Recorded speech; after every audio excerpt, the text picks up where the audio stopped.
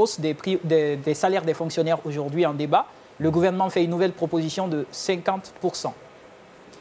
Peut-être se sourire ou non pas, parce que les syndicats étaient en train de miser sur 100%. Après, de concession en concession, ils sont venus à 80%. Le gouvernement était à 20%. Mais après, avec le ministre du Budget, le ministre du Travail, de la Fonction publique et le ministre de l'Économie et des Finances, qui était l'interlocuteur du gouvernement, se sont dit d'accord, qu'ils l'ont entendu, mais ils vont partir faire le compte rendu au haut lieu. Je crois, et le gouvernement a fait une concession, et peut-être 50%, mettons d'abord en CRIF, 50%, est-ce que ça serait accepté par les syndicats? Parce qu'ils demandaient au-delà de 50%. Oui, ils avaient demandé 100% au départ. Après, le gouvernement avait dit 20%. Oui, ils ont lâché un peu du lest, ils ont dit 80%, mais après le gouvernement a cédé jusqu'à 50%. Mais est-ce que ça serait accepté? D'accord, mais est-ce que l'État aussi a la possibilité aujourd'hui de faire une augmentation de 100%? Non. Si l'État a la possibilité de faire une augmentation de 100%, c'est quand même eux qui nous ont dit qu'ils ont plus d'argent que jamais ça n'a existé dans ce pays. Mais est-ce que ce n'était pas un discours politique? Ça, c'est pas notre problème. C'est eux qui ont fait le discours là. Est-ce qu'ils étaient attachés? L'autre chose, il y a eu quand même une déclassification. On a quitté la partie de, enfin, la catégorie de pays à revenus faibles pour se trouver au statut de pays à revenus intermédiaires. Mais l'autre chose, c'est qu'il ne faut pas oublier que quand vous voyez comme ça l'augmentation de salaire, ne vous arrêtez pas à ça. Parce qu'on se rappelle qu'il y a eu une fois une augmentation de salaire que pour les fonctionnaires, mais dans la foulée, il y a eu une augmentation du prix du carburant à la pompe. Et ça, c'est tout le monde qui avait empathie. Ça va pas... C'est tout le monde qui en avait empathie.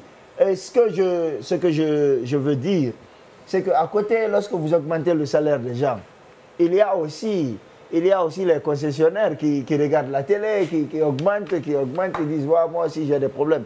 Donc ce sont des mesures globales qu'il faut envisager. Donc avant de revoir même l'augmentation des salaires, il faut créer un cadre déjà qui permette que cette augmentation ait de l'impact. Je suis pour que des travailleurs demandent une augmentation de salaire. C'est normal qu'un travailleur veuille une augmentation de salaire. Même si on donnait jusqu'à 5 à 8 millions aux fonctionnaires guinéens, ça ne va pas suffire. Pourquoi? Parce que Pané vient de citer plusieurs cas tout à l'heure. C'est le marché, c'est le loyer, c'est le transport.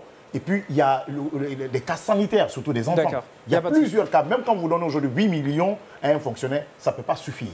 Mais il faut créer ces cadres-là d'abord. Comment payer le loyer? Déjà lui donner 8 millions, ensuite on va voir. Justement, comment créer le loyer? Comment baisser d'abord le prix du loyer? Ça doit être une lutte aujourd'hui. Il faut avoir des logements sociaux. Le logement, non. Mais pour l'instant, on peut créer quand même des cadres, des lois. On peut créer des lois, adopter des lois pour permettre quand même à stabiliser le prix des loyers. D'accord, il faut avoir une locomotive. Sagno, est-ce que quelque part, le combat en Guinée ne devrait pas être plutôt l'homologation des prix, qu'on ait des prix standards sur tous les produits aujourd'hui? Parce qu'on a beau faire des augmentations, si on ne contrôle pas le marché, on ne contrôle pas le prix des denrées de première nécessité. Je crois qu'on a plusieurs lois qui le disent, est-ce que tu vois? Mais entre ce qui est écrit et ce qui est fait, il y a tout un univers qui sépare la réalité de ce qui est écrit. D'accord. Est-ce que tu vois? Moi, bon, dans Sans Filtre, dans l'émission Sans Filtre, on en a parlé à plusieurs reprises. Il faut vraiment que les prix en Guinée soient comment dirais-je, harmonisés, soient homologués. Tant que ce n'est pas homologué, on n'ira nulle part. Ça marche. Même si tu touches 8 millions et puis ton locataire il a le droit de demander le montant qu'il veut, à la fin de chaque mois, on ne pourra pas arriver. D'accord. On ne s'en sort pas, même si les salaires sont hauts. Il faut aussi penser à l'homologation des prix, c'est très important. Et je pense que ça sera peut-être la deuxième phase de cette lutte, maîtriser le marché guinéen pour qu'on puisse vraiment bénéficier décemment de nos salaires et en profiter pleinement. D'accord, il n'y a pas de souci, logements sociaux, Yacine, si tu souhaites.